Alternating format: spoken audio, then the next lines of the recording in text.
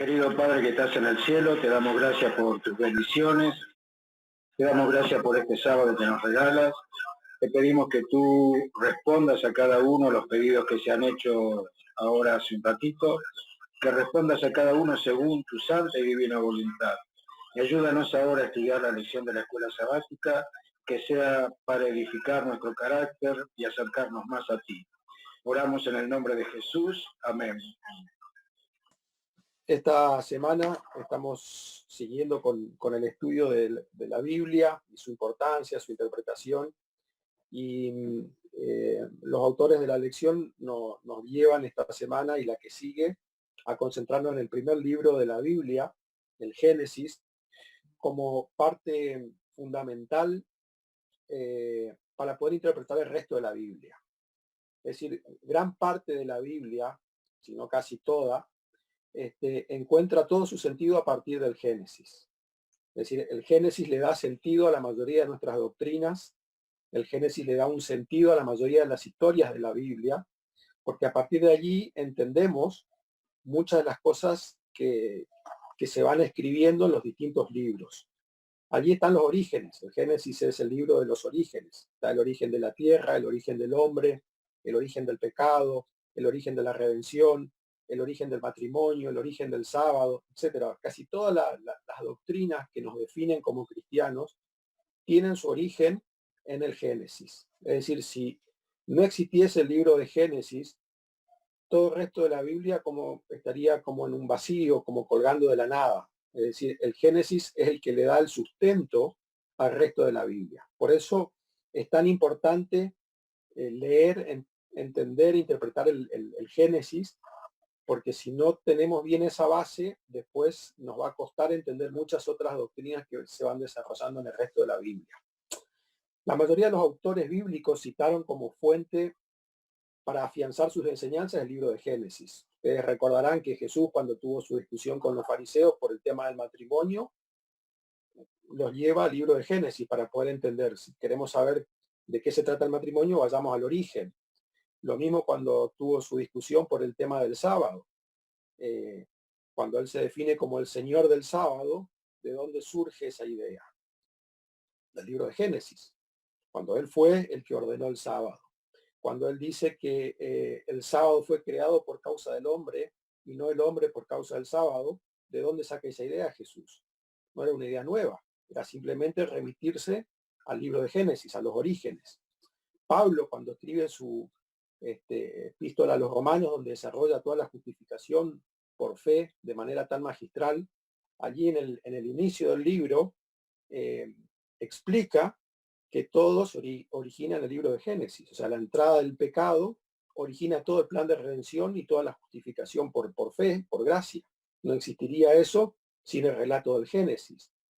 El discípulo amado Juan, ahí en su primer capítulo de su evangelio, cuando comienza diciendo en el principio, utiliza las mismas palabras que Moisés al escribir el inicio del Génesis, en el principio. Con lo cual Juan ya nos quería, de alguna manera, transportar en su evangelio al libro de Génesis, al utilizar el mismo inicio. O sea, cualquier lector de la Biblia, cuando dice en el principio, ya sabe que está haciendo un juego de palabras relacionando el Génesis. Y ahí cuando Juan en ese primer capítulo juega con el contraste entre la luz y las tinieblas, tiene relación con ese primer capítulo del Génesis, donde habla de las luz y las tinieblas.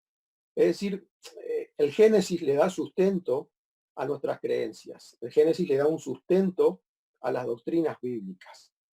Ahora, para que todo esto tenga un fundamento sólido, es importante creer en el relato literal del Génesis.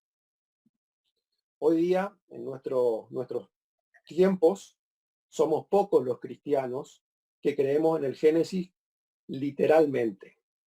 La mayoría interpreta el libro de Génesis como un libro alegórico, como un libro de enseñanzas espirituales, pero que sus relatos no son 100% confiables, y van tratando de hacer interpretaciones para acomodar a nuestra lógica, a nuestra forma de razonar actualmente las cosas que están escritas en ese libro. Y nosotros sabemos, como cristianos, que lo que tenemos que hacer es al revés, es adaptar nuestra lógica y nuestro razonamiento a las verdades inmovibles e inconmovibles de la Biblia. Es decir, cuando la Biblia dice algo, no es que yo tengo que tratar de adaptar la Biblia a mi razonamiento, sino tengo que enseñarle a mi mente a razonar de acuerdo a lo que la Biblia ya estableció. Eh, es cierto que en nuestro siglo XXI suena muy infantil un poco el relato de la creación del Génesis, ¿no? Contar que apareció Dios y habló y las cosas fueron surgiendo, parecería ser un cuento muy infantil, pero es tan infantil como el relato de la evolución. Cuando los científicos nos cuentan que de un puntito apareció el universo y que de golpe de un rayo salió una célula y la célula decidió que se tenía que dividir y que después se juntaron varias células y decidieron que tenían que formar algo más grande y que podían empezar a nadar y que después decidieron que tenían que salir del agua y salieron los reptiles. Es decir, eh, es muy difícil explicar la complejidad de la vida en todas sus formas y para los científicos más racionales sigue siendo un misterio. La existencia de la espiritualidad es algo tan misterioso e inexplicable para la ciencia actual que no es un problema para nosotros los cristianos. Es decir, para nosotros aceptar el Génesis nos lleva a aceptar de que somos seres espirituales. Dios nos creó como una unidad y dentro de eso somos seres espirituales. En cambio, para los que creen en la evolución, tratar de entender en qué momento apareció nuestra vida espiritual es algo muy difícil. Los animales no son espirituales. Ahora, ¿en qué momento de la evolución el hombre empezó a tener conciencia de que necesitaba la existencia de un Dios y de un mundo espiritual? Es algo que están discutiendo los antropólogos y varias ramas de la ciencia tratando de entender por qué tenemos esa necesidad hacia lo espiritual. Para nosotros los cristianos que creemos en la Biblia, es muy simple. Tenemos una necesidad espiritual porque Dios nos creó como seres espirituales. Eh, existen tres corrientes básicas en cuanto a la cómo aceptamos o creemos los orígenes. Uno es lo que hacemos nosotros, tomamos el libro de Génesis y lo creemos y lo aceptamos literalmente. Es decir, cuando la Biblia dice que Dios creó, realmente lo creó. Cuando dice que Dios habló y existió, nosotros creemos que fue así. El otro extremo es la ciencia atea, que define que todo se originó en el Big Bang y después la evolución, que no hubo una fuerza de un Dios detrás de nada, sino que todos fueron procesos naturales que se fueron dando a través de miles y miles de años. Y después están los que tratan de juntar estas dos creencias, que son los cristianos que creen en la evolución teísta. Es decir, tratan de adaptar la Biblia a los descubrimientos científicos o cómo lo ven los científicos, para tratar de estar bien con unos y con otros. Entonces, esta evolución teísta cree que por un lado no todos los relatos son reales, sino que tratan de dejar enseñanzas espirituales, y por otro lado, de que fue Dios el que permitió la evolución, es decir, Dios fue guiando la evolución a través de los años y de los siglos y de los miles de años. O sea, creen en la evolución, pero no una evolución biológica o natural, sino una evolución guiada por Dios. Entonces son muchos los cristianos que se inclinan por esta explicación del libro del Génesis. Ahora nosotros, los adventistas, elegimos creer en el relato de Génesis tal como está, porque fundamenta toda nuestra cosmovisión. Si nosotros no aceptásemos el relato literal del Génesis, gran parte de lo que creemos como adventistas no tiene sentido. Solamente por la explicación que da el Génesis literalmente tiene sentido todo el resto de nuestras creencias. Ahora vamos a ir desarrollando algunos de los temas que la lección fue planteando. Y el primer tema habla del principio, ahí en Génesis capítulo 1, versículo 1. Los que tienen Biblia, los invito a que vayan buscando, abriendo. Ahí Moisés, el escritor de este libro, comienza diciendo: en el principio creó Dios los cielos y la tierra. El discípulo amado, en Juan capítulo 1, versículos 1 al 3,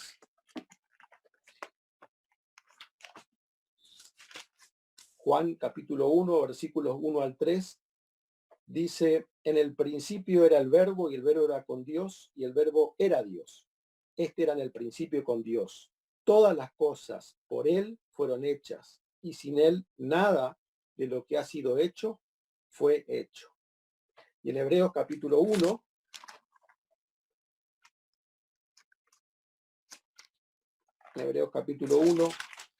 los dos primeros versículos, se nos dice: Dios, habiendo hablado muchas veces y de muchas maneras en otro tiempo a los padres por los profetas, en estos postreros días nos ha hablado por el Hijo, a quien constituyó heredero de todo y por quien asimismo hizo el universo. Es decir, la Biblia establece de manera clara y contundente que el principio de todas las cosas fue por la palabra de Dios. En el principio creó Dios. No se presta a ambigüedades. A lo largo de la Biblia se afianza la afirmación de que Dios habló y fue hecho. No habla, no deja trascender, no deja una puertita abierta o una ventana abierta a que esta es una enseñanza meramente espiritual, de que puede ser interpretada, sino es muy categórica. Dios habló y existió. En el principio Dios dijo y fue hecho. Es decir, no da lugar para ambigüedades. Por lo tanto, o creemos o aceptamos tal cual dice la Biblia, o rechazamos. Estamos en todo nuestro derecho a creer lo que queramos, pero tratar de acomodar algo que no existe en la Biblia es difícil, es imposible. Yo sé que por ahí, para los que se mueven en un ámbito más académico, los que están en la facultad, los que hemos estudiado ciencias exactas, suena complejo esto de creer en esa creación en solamente 7 días. Hemos tenido profesores en la facultad que burlonamente tomaban el relato bíblico, pero cuando uno ve la alternativa y que te tratan de hacer creer que toda la energía del universo, toda la energía emitida por cientos de miles de millones de estrellas, que toda la vida que existe actualmente, en un tiempo, hace miles y miles de millones de años atrás, estaba reducido a un puntito más chiquitito que el punto que puede hacer una virome, y de ahí, de ese puntito que nadie sabe de dónde salió, inexplicablemente explota ese puntito, y a partir de ahí se origina todo el universo, y a partir de ahí se origina la vida. Y uno dice: ¿y qué racional es esto? ¿Qué explicación científica me da? Entonces, entre esa ciencia y el relato bíblico, que me explica mucho mejor un montón de cosas, prefiero quedarme con el relato bíblico, hasta por una cuestión racional, no solamente de fe. El relato bíblico es más íntegro, porque a partir del relato bíblico yo le encuentro un sentido a la existencia del universo, a la existencia de la tierra, a la existencia del ser humano, a la existencia del bien y del mal. Es decir, encuentro una enseñanza sólida de todo lo que puedo ver y observar. La evolución natural, no le encuentro sentido a nada. ¿Para qué vivo? ¿Para qué existimos? Somos una mera cadena evolutiva para que las generaciones que vienen sean mejores. Es decir, no tiene un sentido la vida, no tiene un sentido nada cuando uno saca el relato bíblico de nuestra existencia. Es decir, no es solamente una cuestión de fe, hasta una cuestión más lógica, creer en el relato bíblico. El autor de la lección toca el tema de los días, ahí en Génesis capítulo 1. El relato bíblico dice que la tierra fue hecha en 6 días. Todo lo que está en la tierra, ¿no es cierto? Ahora yo pregunto, y acá sí abro un poquitito al diálogo, ¿podemos entender estos días como periodos, como largos periodos? Es decir, cuando la Biblia dice días, en realidad no se está queriendo referir a periodos de tiempo más largo. ¿En qué cambia? ¿En qué me cambia a mí que la creación haya sido hecha en 6 días o en 6.000 años? ¿Se entiende? ¿Acaso no dice la Biblia que para Dios un día son como 1.000 años? Entonces no puedo entender esto como cada día representaba 1.000 años.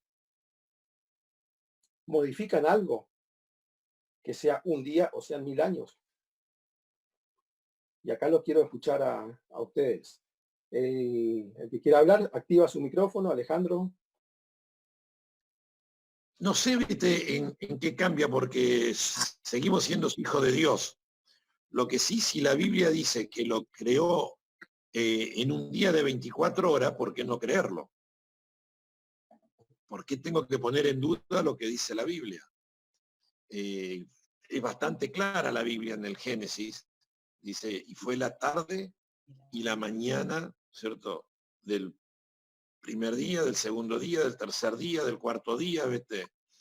Así que creo que tenemos evidencia suficiente como para creer que fue en 6 días literales que se hizo todo, ¿no? Perfecto, gracias Ale. El otro Ale que quería hablar, sí, si le dan el audio.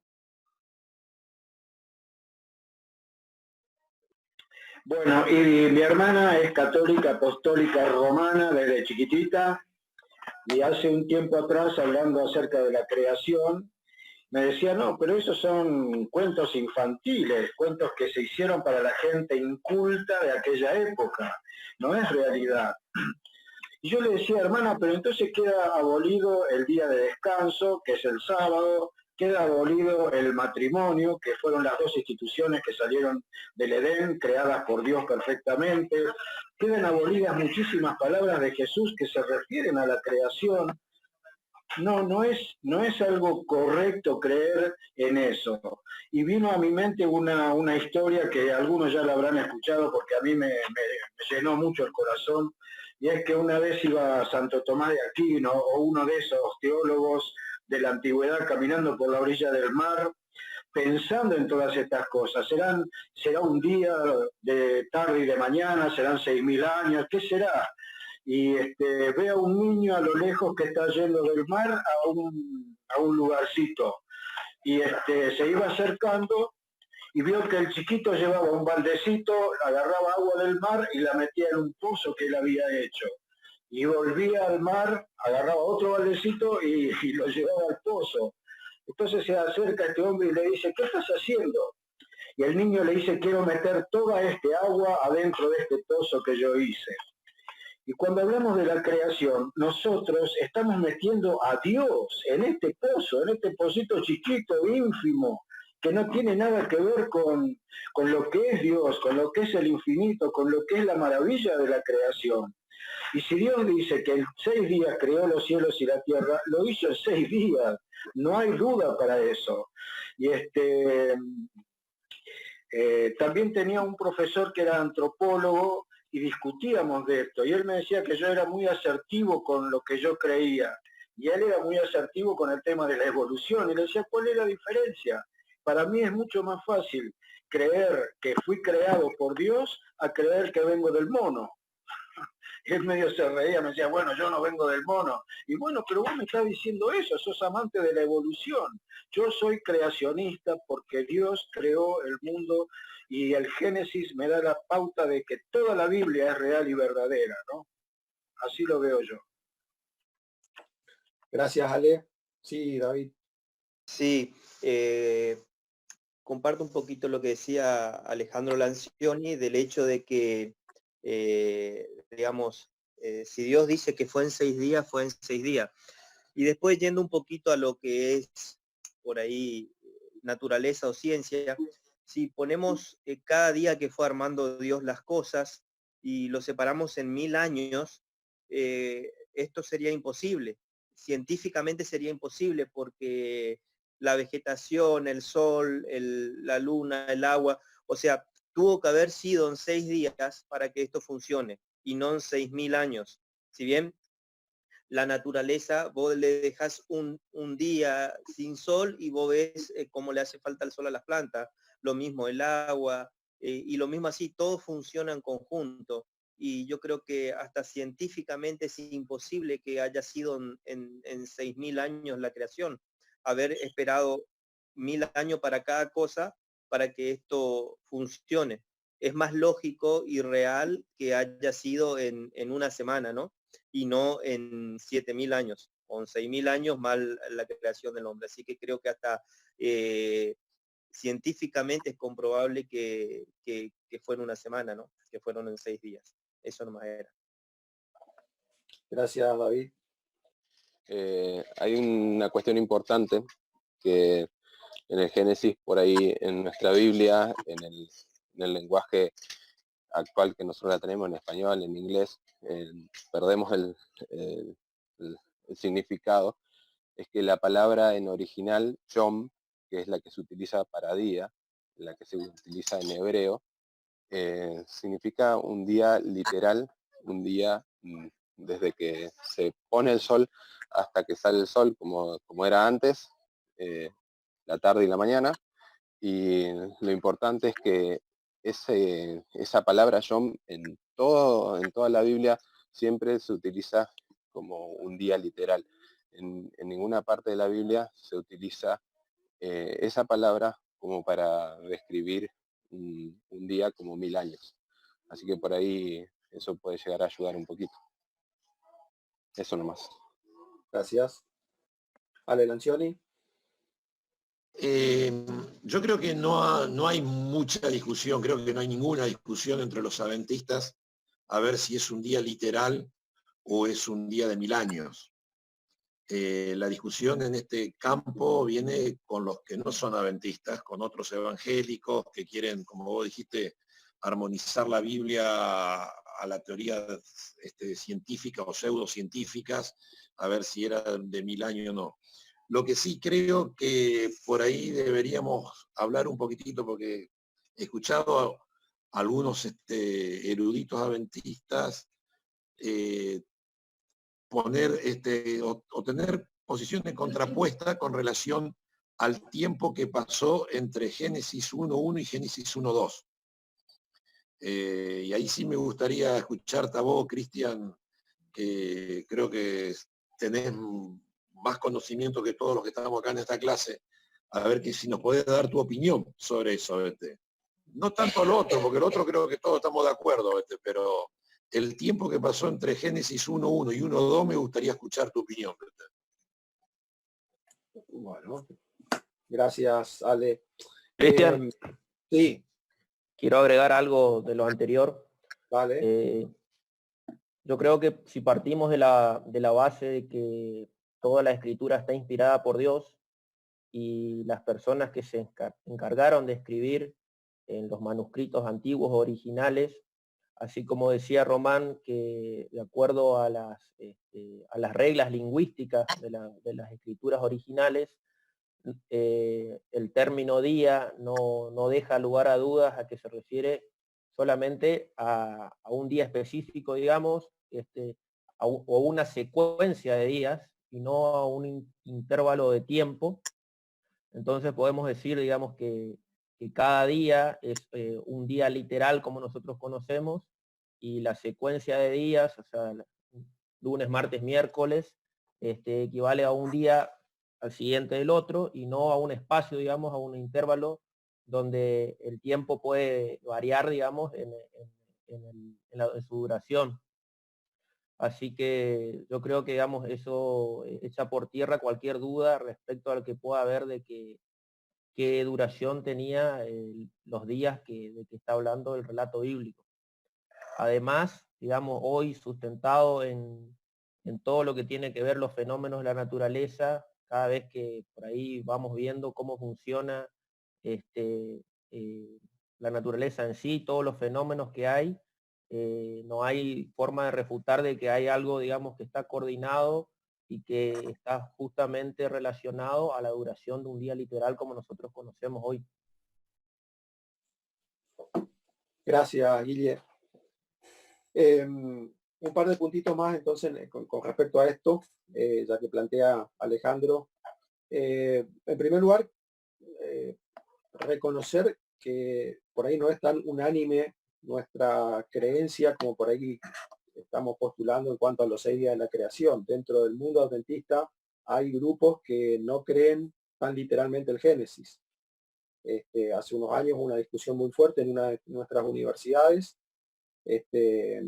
porque varios profesores adventistas planteaban la inconsistencia del relato bíblico con las evidencias que ellos tenían. Así que preferían enseñar las evidencias que ellos tenían y no de acuerdo a lo que la Biblia decía. Eso generó una discusión muy grande en esa universidad y llevó a que la Asociación General haga una especie de encuesta dentro de los profesores de ciencias en Estados Unidos y se encontraron con la gran sorpresa de que más de la mitad de los profesores de ciencia adventistas no compartían plenamente el relato del Génesis. Así que por ahí entre los hermanos laicos, por ahí hay una coincidencia en aceptar plenamente el Génesis, pero por ahí dentro de los adventistas que están en el área de la ciencia no es tan usual que se acepte el Génesis tan literalmente.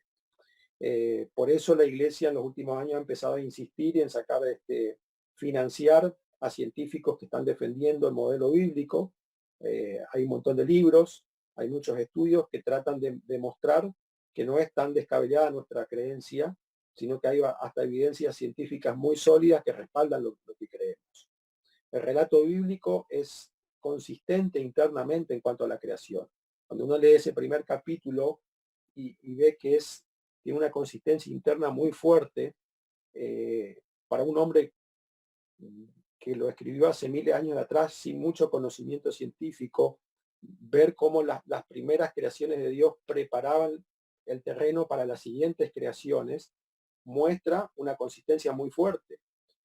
Como mencionaba David, el hecho de que en el tercer día se hayan creado las plantas y en el cuarto día el sol, plantea fuertemente la idea que no podría haber subsistido la vegetación sin el sol. O sea, un mecanismo fundamental en todas las plantas es la fotosíntesis. Sin fotosíntesis no existe vegetación y la fotosíntesis existe únicamente gracias al sol. Sin sol no hay fotosíntesis. Entonces, que en el relato de la creación, en el día 3 esté la vegetación y recién en el día 4 el sol, solamente con una creación de 6 días es explicable y es aceptable. Y como planteó Alejandro Geimayer, nuestra firme posición en cuanto al sábado no tendría ningún sentido si la creación no fue en 6 días literales y el séptimo día Dios descansó. No tendríamos por qué estar guardando el sábado, podríamos guardar cualquier día si no fuese por la creación. Ahora, lo que plantea Alejandro Lancioni es una discusión que se da en cuanto a los tiempos de la creación del universo. Ustedes, en el capítulo 1 de Génesis, en el versículo 1 dice que en el principio creó Dios los cielos y la tierra. La tierra estaba desordenada y vacía y las tinieblas estaban sobre la faz del abismo. El Espíritu de Dios se movía sobre la faz de las aguas. Y a partir de ahí, la pregunta que muchos se hacen es, ¿creó Dios todo el universo en 6 días? ¿O hubo una creación previa donde Dios creó el universo, creó un montón de sistemas solares, constelaciones, creó la tierra, pero la dejó así desordenada y vacía, y después de mucho tiempo decidió sobre esa tierra comenzar la creación que aparece a partir del versículo 3? Hay dos posturas dentro de los que estudian esto dentro de la Iglesia Adventista. Una es la postura de decir, sí, hubo una creación en 2 etapas. Una primera creación hace millones de años atrás, donde Dios creó todo, el universo, los sistemas solares, la tierra, y la dejó vacía y desordenada. Y después de mucho tiempo decidió sobre esa tierra hacer la creación que aparece a partir del versículo 3. Esto daría consistencia a muchas observaciones que nosotros hoy tenemos astrológicas en cuanto a los tiempos. Por ejemplo, si Dios creó todo en 6 días, entonces que esta noche nos sentamos, bueno, ahora está nublado, ¿no? Pero en un día despejado, estar viendo la luz de estrellas que están a millones de años luz de donde estamos nosotros sería imposible. ¿Se entiende? Porque esa luz de la estrella que estamos viendo esta noche, para que hoy la veamos, se tuvo que haber originado hace algunos millones de años atrás. Si no, no podría haber llegado en este preciso momento acá. Entonces, muchos plantean que estamos viendo la luz de estrellas que tuvieron que viajar algunos miles o millones de años para que hoy la veamos, implica que ya existían hace más de 6.000 años. Entonces, plantean una creación en 2 etapas. Y otros tienen una postura, tomando más los versículos de la Biblia, decir, no, Dios creó todo en 6 días. El mandamiento en el Éxodo capítulo 20, cuando en el versículo 8 ordena guardar el sábado, dentro de las razones dice, porque en 6 días hizo Jehová los cielos, la tierra y todas las cosas que en ellas hay. Es decir, incluye dentro de la creación de 6 días los cielos. Entonces muchos dicen, Dios pudo haber creado todo con una edad aparente. De hecho, creó muchas cosas con una edad aparente. Es decir, cuando en el 6º día crea a Adán y Eva, no los creó bebés, no eran dos bebecitos que creó 2 adultos. Entonces tenían un día de vida, pero parecían como si tuviesen muchos años. Cuando creó la vegetación en el día 3, no creó semillitas, creó árboles gigantescos. Es decir, si uno le hubiésemos cortado un árbol, ¿cuántos anillos tendría? No sabemos. Si un solo anillo, ningún anillo o muchos anillos. Pero evidentemente tenían un día de creado y parecían que estaban hace muchos años. Cuando creó los animales, no creó animalitos todos bebés, sino ya creó animales grandes. Entonces creó todo con una edad aparente. Entonces estos científicos adventistas dicen, si Dios creó con una edad aparente al hombre, a la vegetación y a los animales, pudo haber creado el universo con una edad aparente. Es decir, creó el universo en el primer día, pero hizo que ya la luz de las estrellas y todo llegasen hasta nuestro planeta. Las 2 posturas pueden ser netamente bíblicas, las 2 posturas no contradicen la Biblia, y bueno, probablemente seguiremos discutiendo esto y nos enteraremos en el milenio o en la tierra nueva cómo fue exactamente el proceso. Yo creo que las 2 posturas tienen sus pros y sus contras.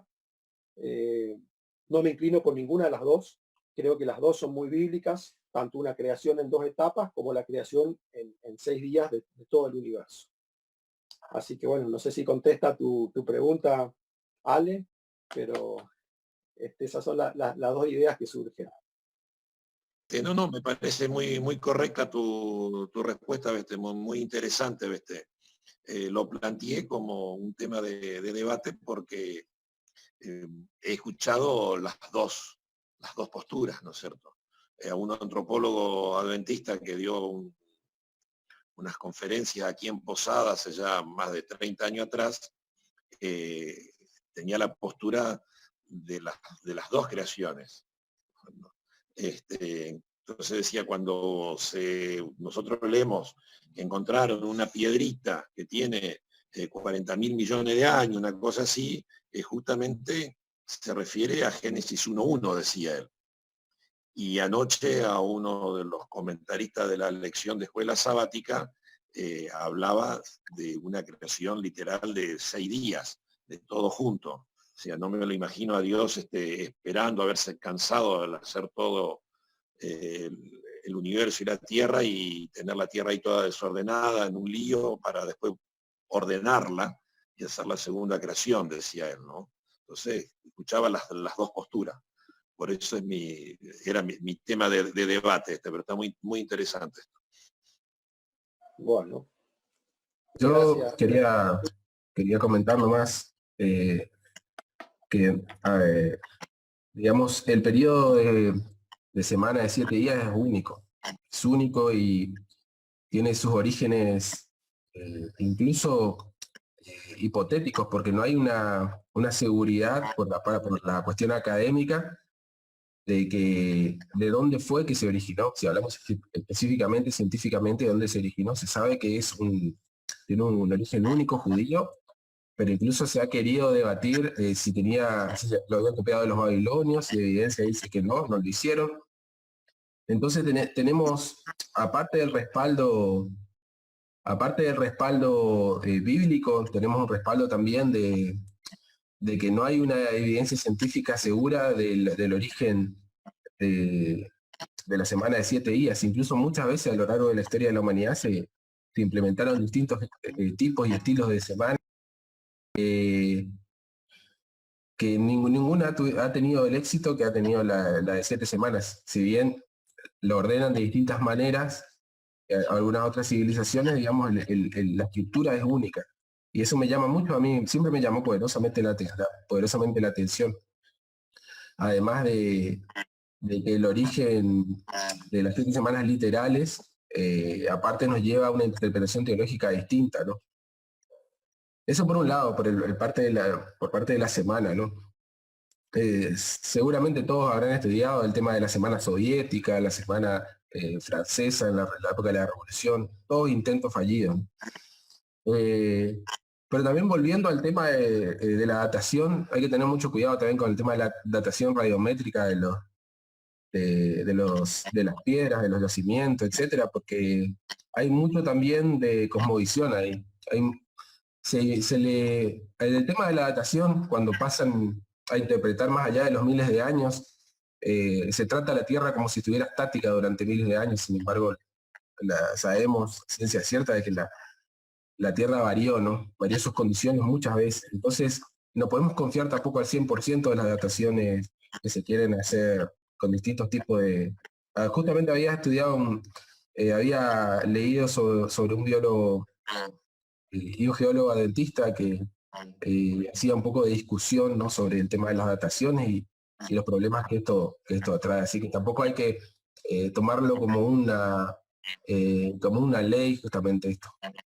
Así que hay muchas cosas a favor, muchas cosas, digamos, que todavía quedan en debate, pero creo que lo esencial es que tomemos el aspecto teológico que nos lleva a creer en la creación de 7 días, que nos lleva hacia la observancia del sábado y justamente de las palabras de Jesús, ¿no? Tomarlo como las palabras de Jesús sobre que Él es el Señor del sábado como un indicador, digamos, clave del tema de la semana literal.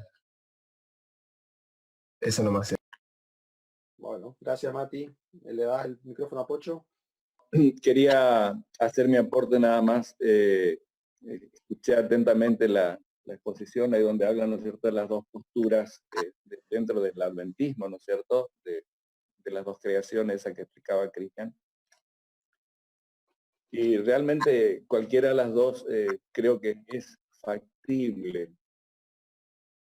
Ahora, a mí lo que me inclino a pensar es que muchas veces nosotros queremos entrar en discusión con gente del mundo para explicar nuestra postura y ellos se manejan con otros instrumentos de medición.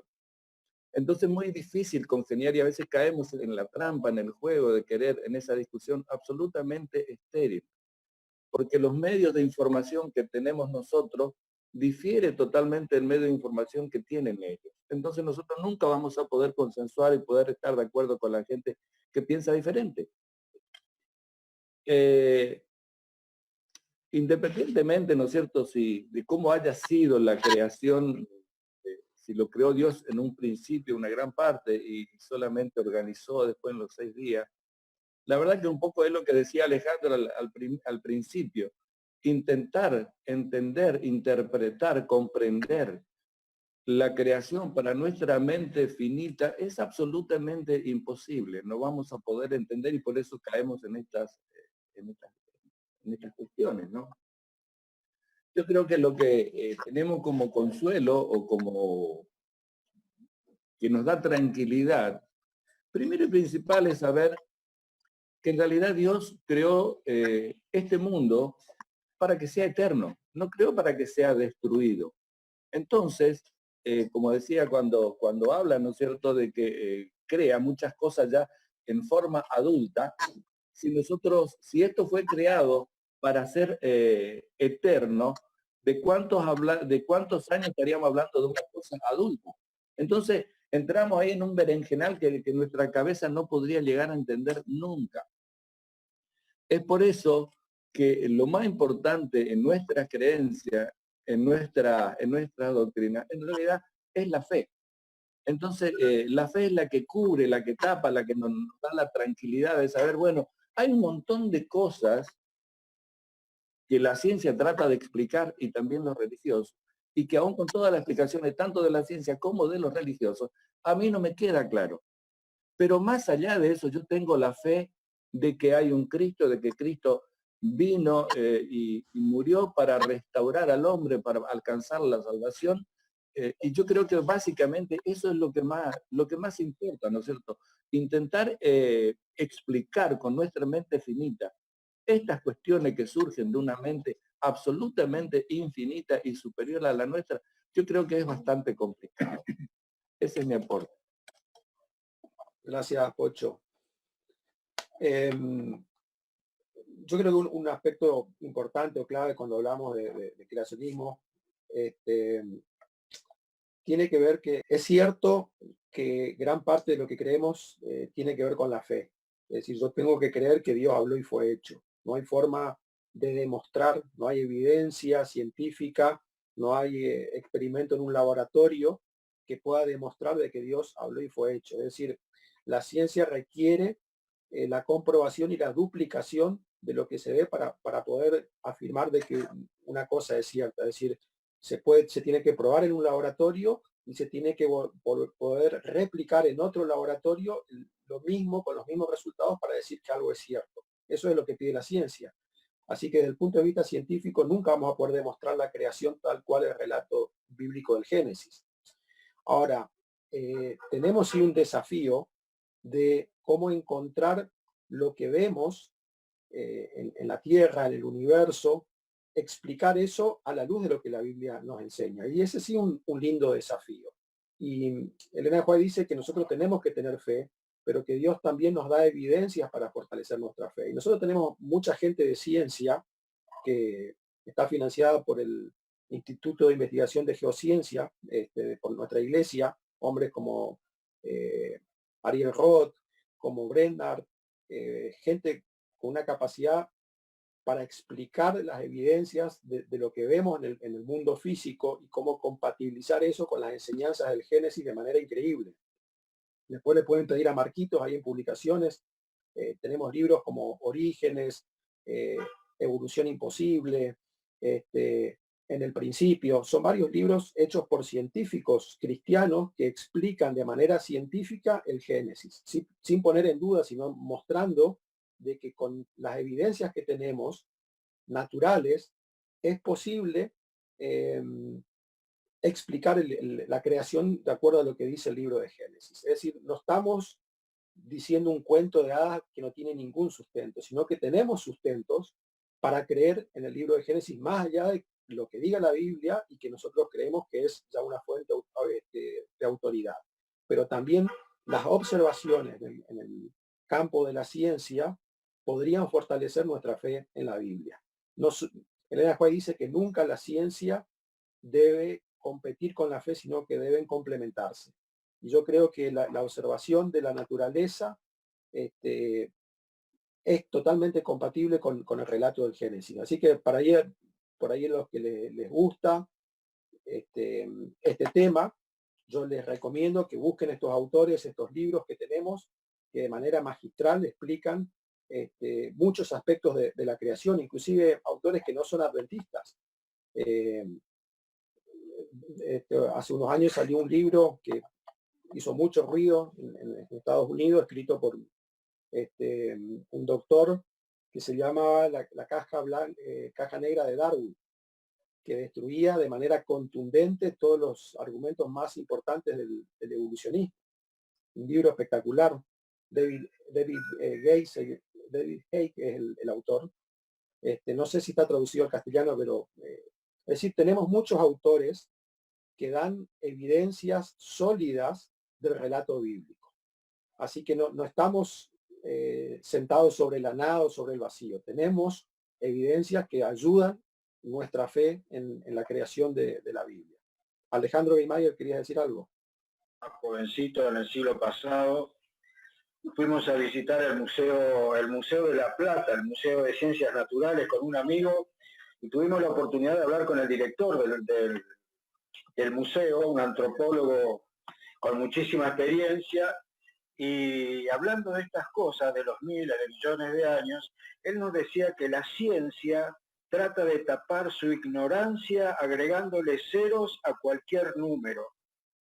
No me pude olvidar nunca más de esa frase, ¿no? Porque lo dijo un hombre de ciencia, un hombre preparado, un hombre capaz, y diciendo que el hombre trata de tapar su ignorancia agregándole ceros a cualquier número. Después, el carbono 14 se descubrió que no era fidedigno como creíamos al principio, que teníamos una piedrita, decíamos que tenía 4 millones de años, y no era tan así. El carbono 14 dejó de ser creíble. Y si nosotros nos vamos a los años 1600, 1700, 1800, los años del oscurantismo científico, religioso, en todas las áreas, nos damos cuenta que el ser humano creía, los científicos, cuidado, ¿no? Los científicos creían que el mundo era cuadrado y que estaba sostenido por un grupo de elefantes y cosas así, cuando la Biblia ya hablaba del globo de la Tierra, ¿no? O sea que para mí, lo que dice la ciencia, que no es adventista, que no está iluminada por la Biblia, es hojarasca, ¿no? La Tierra no es cuadrada, el hombre trata de tapar su ignorancia agregándole ceros a cualquier número. El carbono 14, que se creía que era exacto y preciso, dejó de serlo. O sea que nosotros lo que tenemos que tener es, como decía Héctor, fe. Fe en ese Dios creador, fe en ese Dios que nos da la salvación a través de nuestro Señor Jesucristo, ¿no? Todo lo demás es cháchara. Las cosas reveladas son para los hombres, las no reveladas son de Dios. Dejémonos de jorobar con querer interpretar a Dios, querer sacar cosas, conclusiones y demás, cuando no es así, ¿no es cierto? Leía también ayer que Dios creó el primer día, segundo día, y fue la tarde y la mañana, pero el sábado no dice fue la tarde y la mañana del séptimo día. Entonces ahí hay científicos y teólogos que están diciendo, bueno, el sábado debe ser un periodo de miles de años, porque Dios no dice en el Génesis, y fue la tarde y la mañana del séptimo día. Pero para mí, el séptimo día es un día como cualquiera de los otros, y Dios lo bendijo, lo santificó y lo guardó. Y nosotros tenemos que hacer lo mismo. Amén.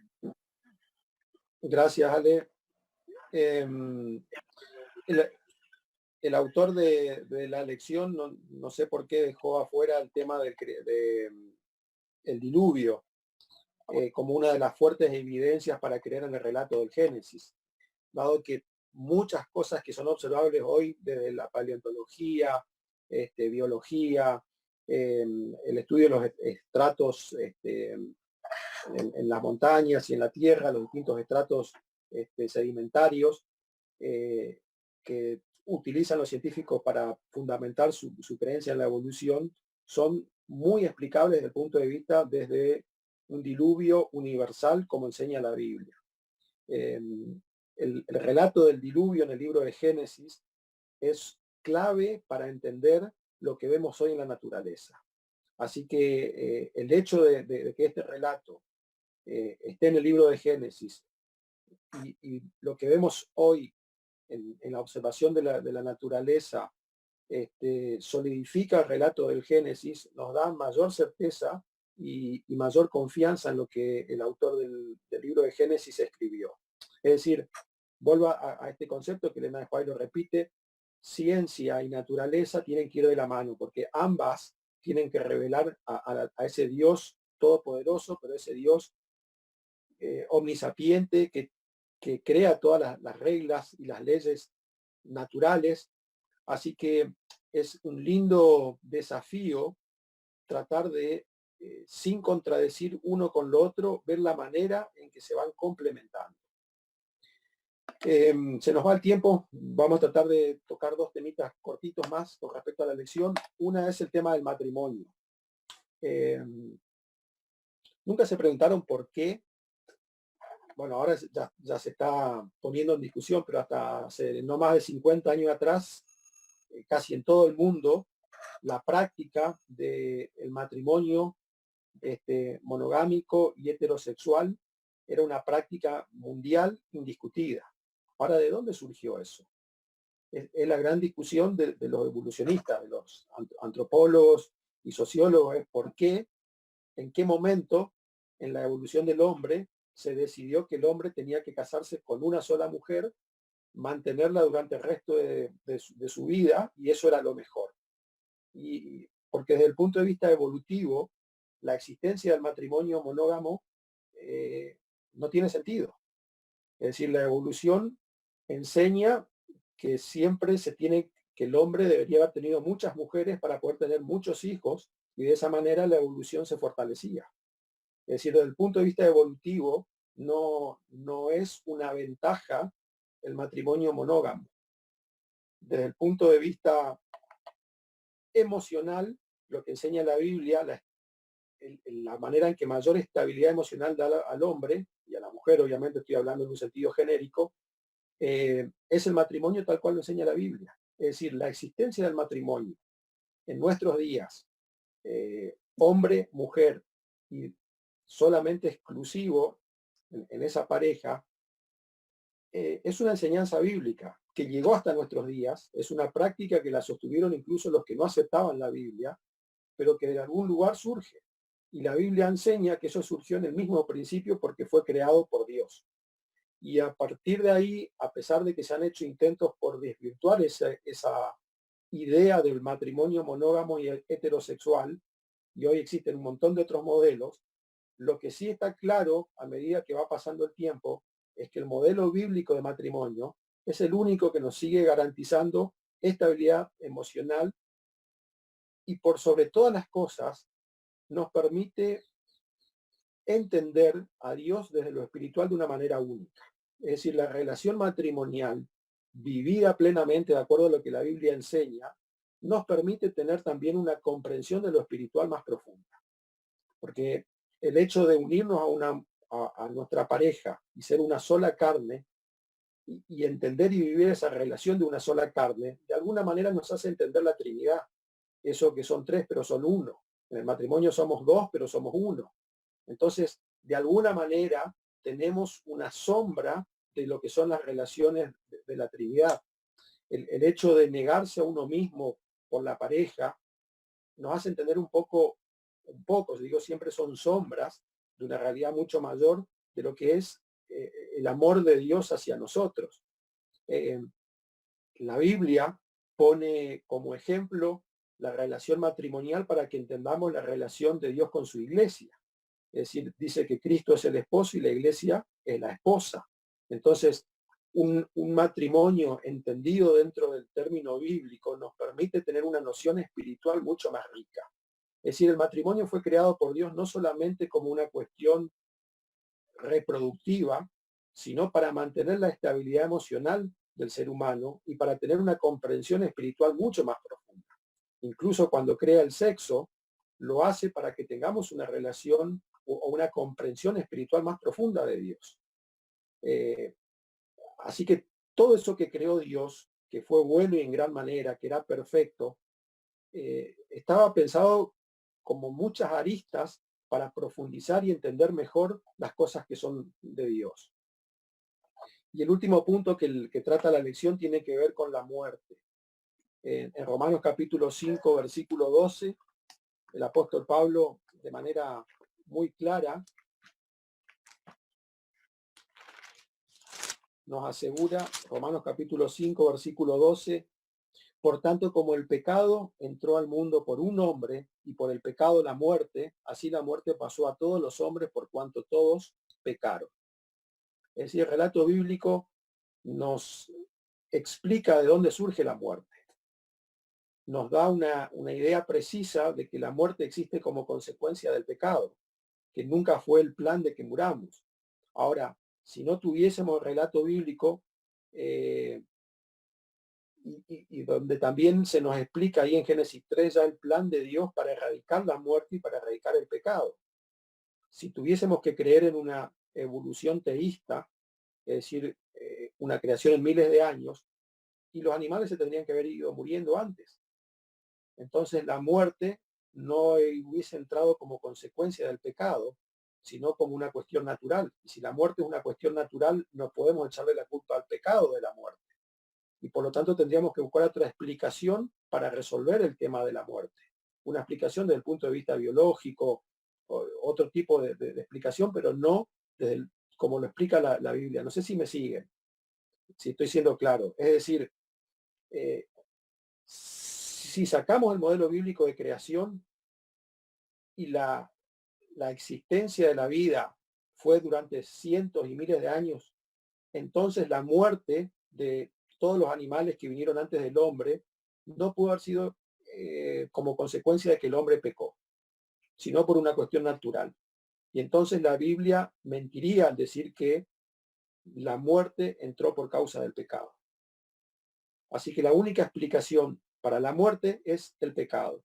Y si la consecuencia de que porque pecamos morimos, entonces tiene sentido la resolución que muestra la Biblia al tema de la muerte.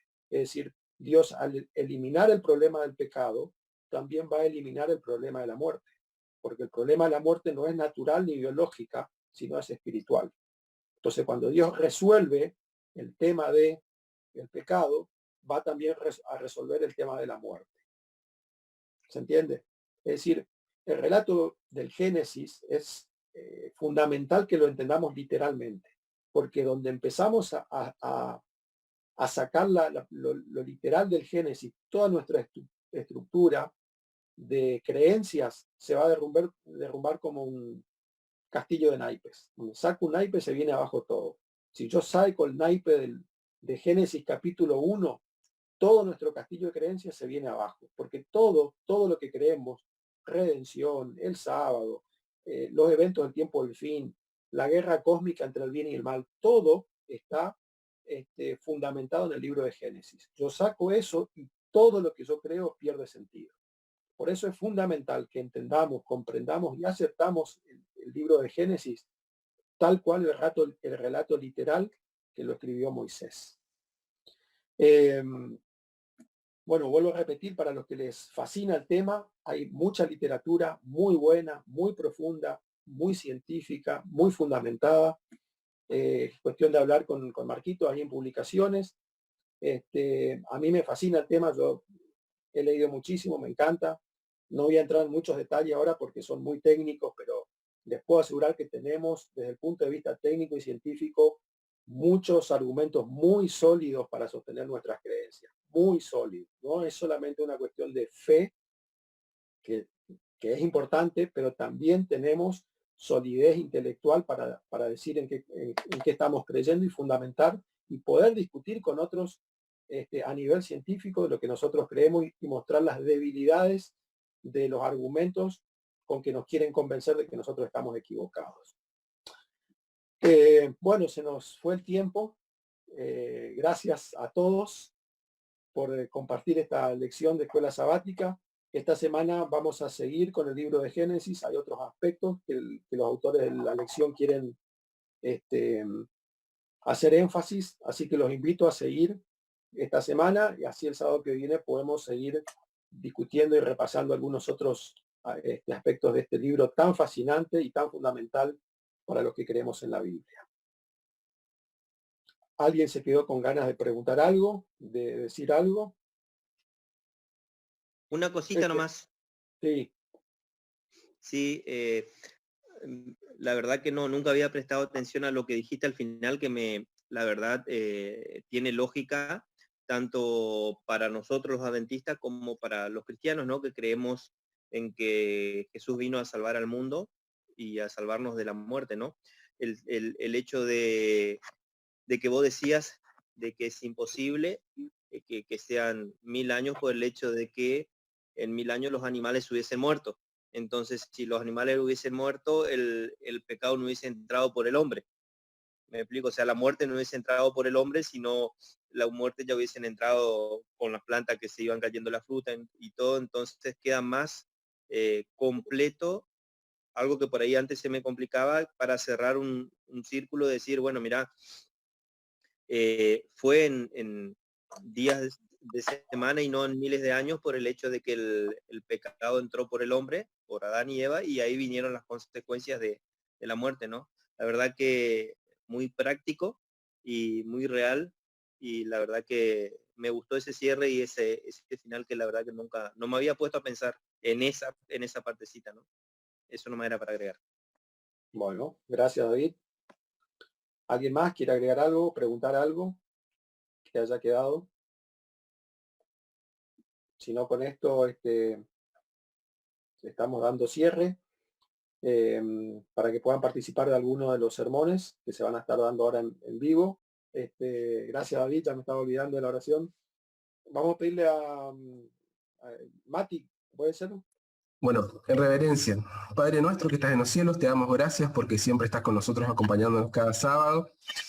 Te damos gracias porque tú nos has revelado, Señor, las verdades con las que podemos confiar, Señor, de que tú eres el creador de los cielos y la tierra, que no tenemos dudas sobre eso, Señor. Te damos gracias porque nos has mostrado en la naturaleza tu fiel reflejo, el fiel reflejo de tu carácter, y que a pesar del pecado, Señor, todavía se puede ver en la hermosura, Señor, de todas las cosas que vemos. Te queremos pedir que nos sigas acompañando en este día, en este santo sábado. Todo esto te lo pedimos, Señor, si es tu voluntad y en tu nombre. Amén. Amén, amén. Bueno, ahora Nos sí, vemos, feliz sábado. todos. Nos Nos vemos. Chao, chao. Sí, feliz sábado.